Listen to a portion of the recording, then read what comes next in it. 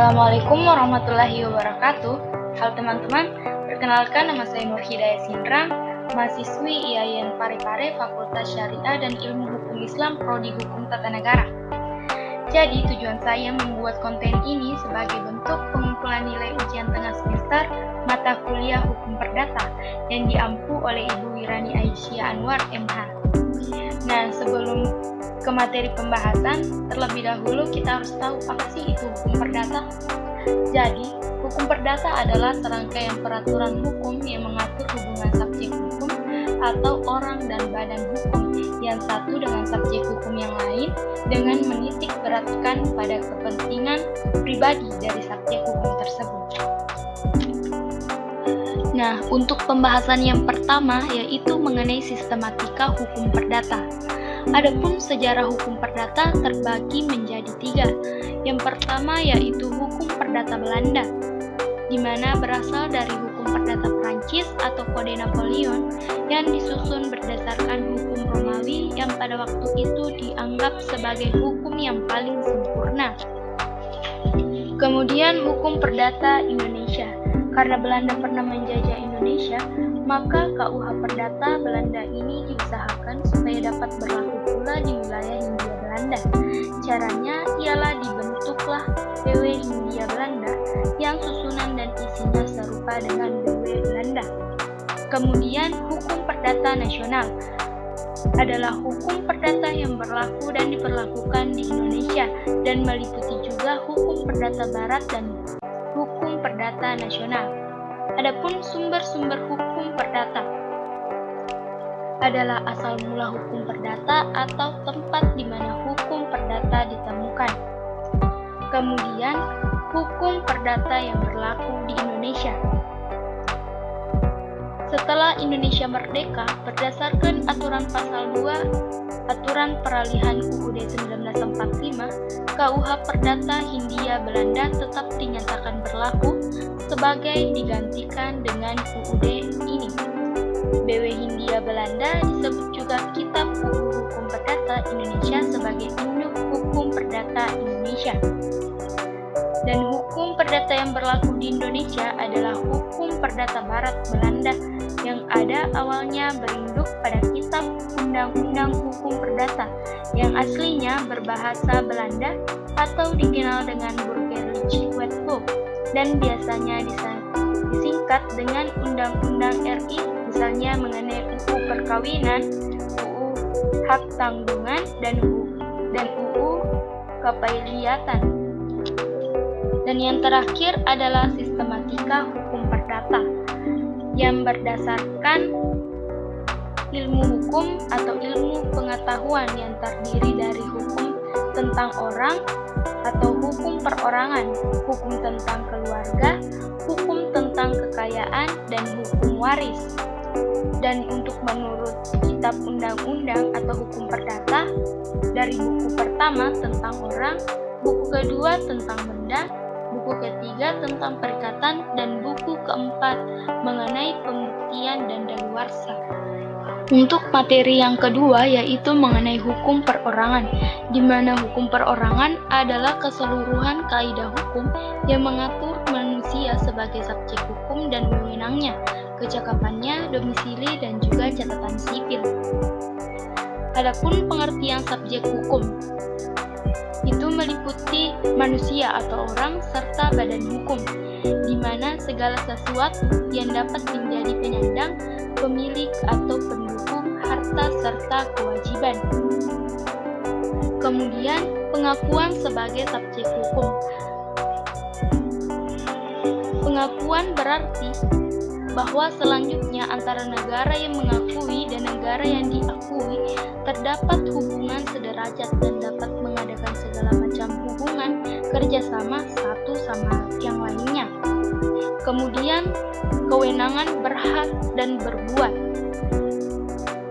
Kewenangan berhak, setiap manusia yang mempunyai kewenangan berhak, belum tentu mempunyai kewenangan berbuat atau bertindak. Setiap orang mempunyai kewenangan berhak karena dalam hukum, sanksi hanya berlaku atau terapkan didasarkan dalam kewajiban bukan pada hak, sedangkan kewenangan berbuat untuk mengetahui apakah seseorang itu berwenang berbuat atau tidak. Ada beberapa faktor yang membatasi, yaitu umur, kesehatan, dan juga perilaku. Kemudian akibat ketidakcakapan. Kecakapan hukum adalah suatu dasar penentuan seseorang dapat menerima hak dan atau melakukan perbuatan hukum atau tidak. Kemudian pendewasaan dan akibatnya. Kecakapan untuk melakukan tindakan hukum dikaitkan dengan faktor kedewasaan yang didasarkan antara lain atas dasar umur, di mana umur memegang peranan yang penting untuk lahirnya hak-hak tertentu. Dengan perkataan lain, untuk berlakunya ketentuan-ketentuan hukum tertentu, ada kalanya harus dipenuhi unsur kedewasaan atau kebelum dewasaan.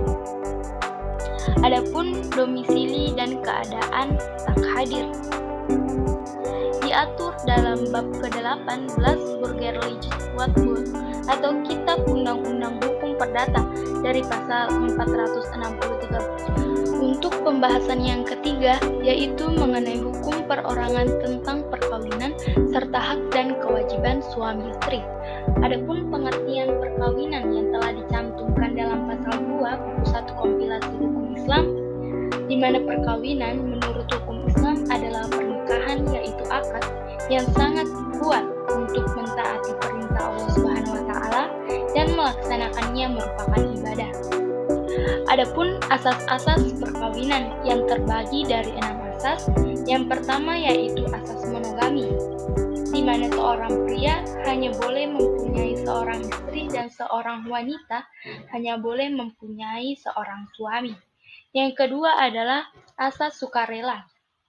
Dalam perkawinan, hal ini sangat penting, baik kesukarelaan di antara kedua mempelai maupun orang tua mempelai yang akan melakukan perkawinan, termasuk yang bertugas sebagai wali.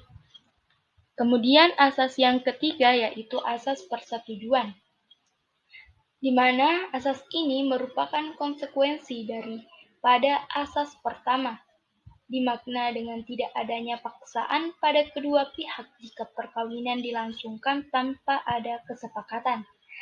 Yang kemudian asas yang keempat yaitu asas bebas memilih, di mana dapat memilih antara dua, yaitu tetap meneruskan perkawinan yang ada dengan orang yang tidak disukainya atau meminta dibatalkan perkawinannya dan memilih seseorang yang disukainya. Kemudian asas selamanya, di mana asas berbicara bahwa perkawinan adalah sesuatu yang dibangun untuk menciptakan hubungan jangka panjang. Dan yang terakhir adalah asas perceraian. Dalam hal ini, karena perkawinan bertujuan membentuk keluarga yang bahagia, kekal dan sejahtera, maka perceraian harus dipersulit, sebagai perceraian merupakan perbuatan halal, namun dibenci oleh Allah Subhanahu wa taala. Kemudian syarat-syarat perkawinan. Perkawinan didasarkan atas persetujuan kedua calon mempelai yang telah diatur dalam pasal 6 ayat 1. Yang kedua yaitu untuk melangsungkan perkawinan, seorang yang belum mencapai umur 21 tahun harus mendapatkan izin kedua orang tua yang telah diatur dalam pasal 6 ayat 2. Dan yang terakhir adalah perkawinan hanya diizinkan bila pihak pria mencapai umur 19 tahun, wanita sudah mencapai usia 16 tahun dalam pasal 7, atau dispensasi dari pengadilan atau pejabat lain yang diminta oleh kedua orang tua pihak pria atau pihak wanita yang telah diatur dalam pasal 6 ayat 2 dan 3. Kemudian hubungan dalam perkawinan. Hakikat perkawinan itu bukan sekadar ikatan formal belaka, tetapi juga ikatan batin. Hendaknya pasangan yang sudah resmi sebagai suami istri juga merasakan adanya ikatan batin.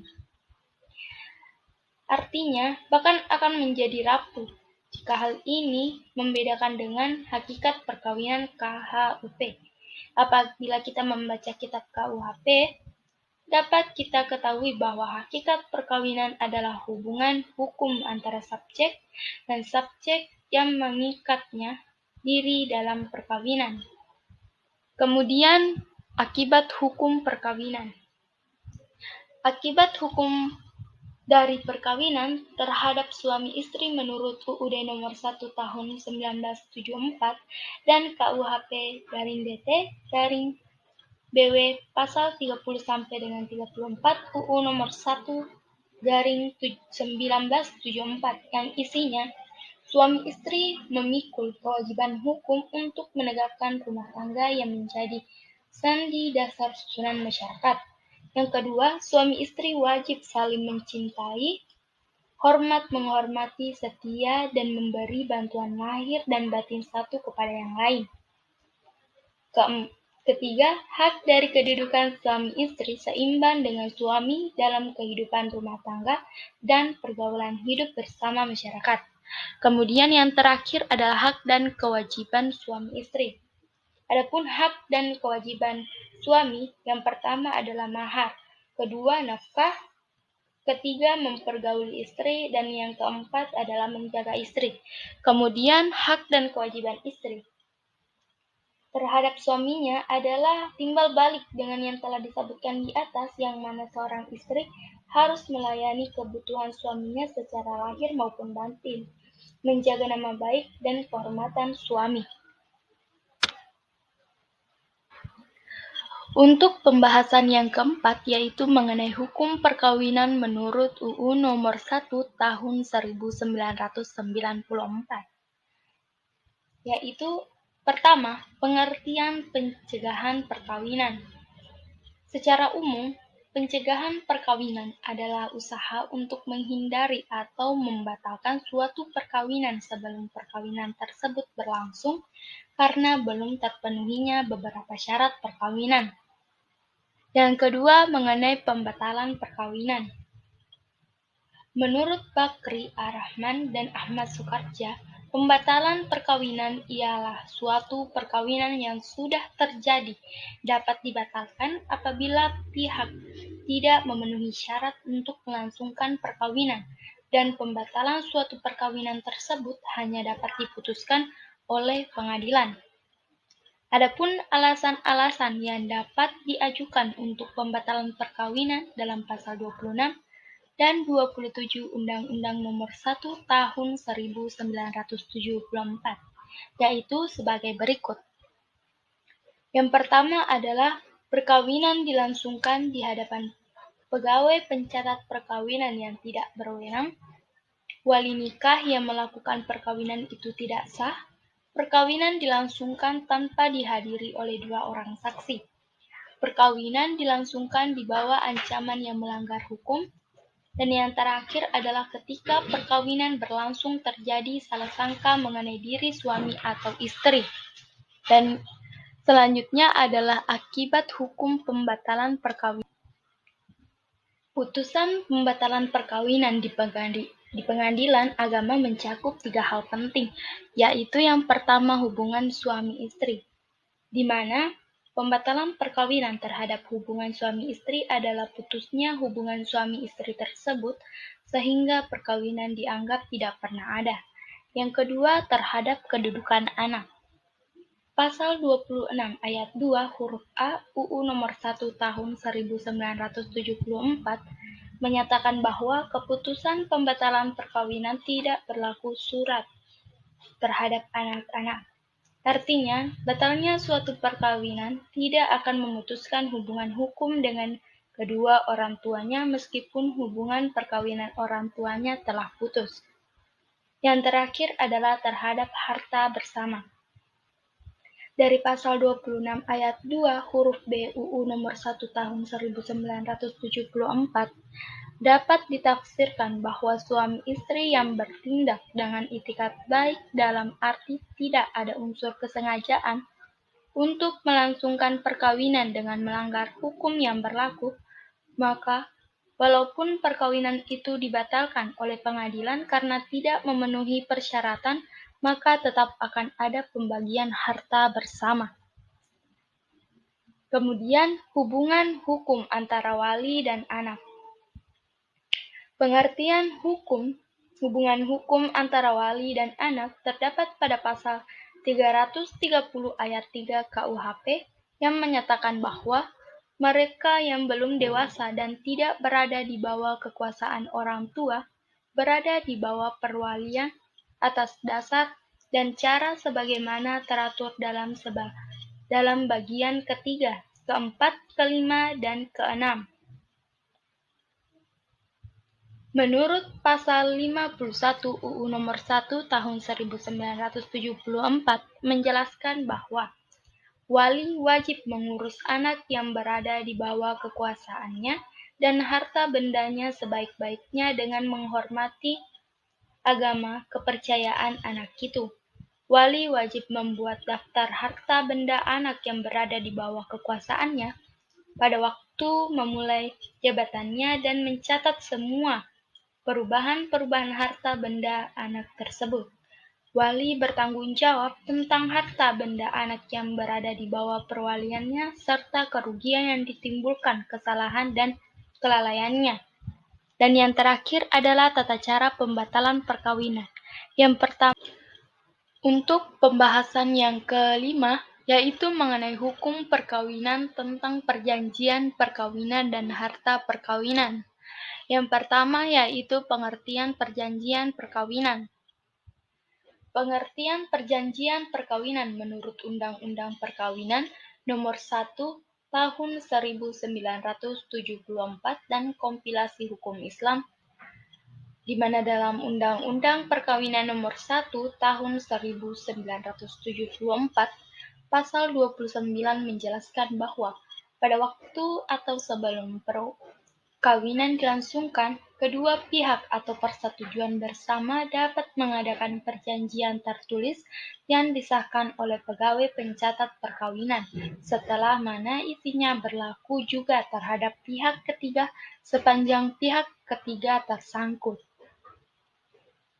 Kedua, pengertian perjanjian perkawinan menurut KUH Perdata, di mana menurut pasal 1313 KUH Perdata, suatu persetujuan adalah suatu perbuatan dengan mana satu orang atau lebih mengingatkan dirinya terhadap satu orang atau lebih,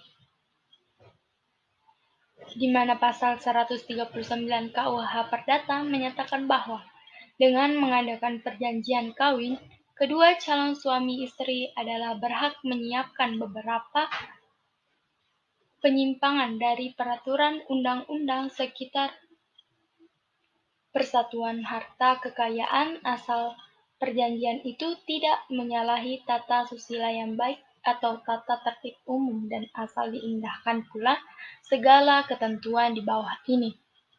Kemudian kedudukan perjanjian perkawinan menurut KHI dan Undang-Undang Perkawinan tahun 1974 dalam pasal 29 dan 47 ayat 1 KHI disebutkan bahwa pada waktu atau sebelum perkawinan dilangsungkan, kedua belah pihak dapat mengadakan perjanjian tertulis yang disahkan pegawai pencatat nikah mengenai kedudukan harta dalam perkawinan.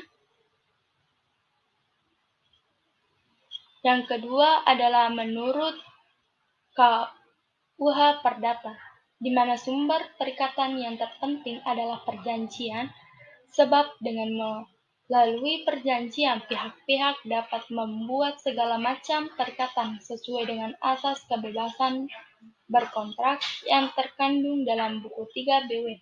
Tetapi seperti juga telah dikemukakan, kebebasan berkontrak tersebut bukan berarti boleh membuat perjanjian secara bebas. Kemudian, jenis-jenis perjanjian perkawinan. Jenis perjanjian perkawinan menurut Undang-Undang Perkawinan tahun 1974 dan KHI. Yang pertama yaitu taklif talak. Kedua, perjanjian lain yang tidak bertentangan dengan hukum Islam dalam pasal 47 ayat 2 disebutkan bahwa perjanjian itu dapat berubah berupa harta pribadi atau pemisahan harta pencarian masing-masing sepanjang tidak bertentangan dengan hukum Islam. Kemudian jenis-jenis perjanjian perkawinan menurut KUH Perdata. Yang pertama adalah perikatan bersyarat, kedua perikatan yang digantungkan pada suatu ketetapan waktu, ketiga perikatan yang membolehkan memilih, yang keempat perikatan tanggung-menanggung, yang kelima perikatan yang dapat dibagi dan yang tidak dapat dibagi, dan yang terakhir adalah perikatan dengan penetapan hukuman. Kemudian pemisahan harta bersama. Hukum Islam terdapat dua pendapat yang mengemukakan tentang harta bersama, yaitu pendapat pertama menyatakan bahwa hukum Islam tidak dikenal pencampuran harta kekayaan antara suami dan istri karena perkawinan kecuali adanya syirkah.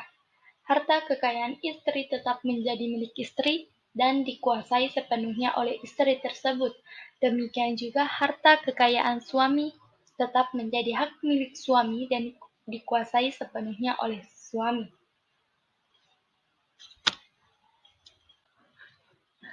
Dan untuk pembahasan yang terakhir, yaitu mengenai hukum keluarga tentang perceraian dan perpisahan meja dan tempat tidur dan anak sah. Adapun pengertian perceraian adalah batalnya suatu perkawinan dengan keputusan pengadilan atau atas permintaan salah satu pihak dalam perkawinan. Undang-undang perkawinan menambahkan alasan tersebut, yaitu salah satu pihak mendapat cacat badan atau penyakit, dengan akibat tidak dapat menjalankan kewajibannya sebagai suami atau istri.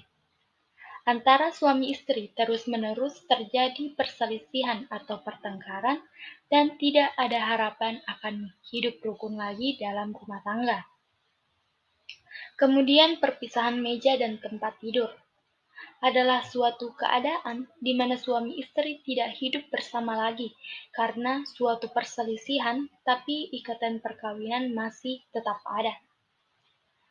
Kemudian akibat dari perpisahan meja dan tempat tidur ini, yaitu suami istri dapat meminta pengakhiran pernikahan di muka pengadilan.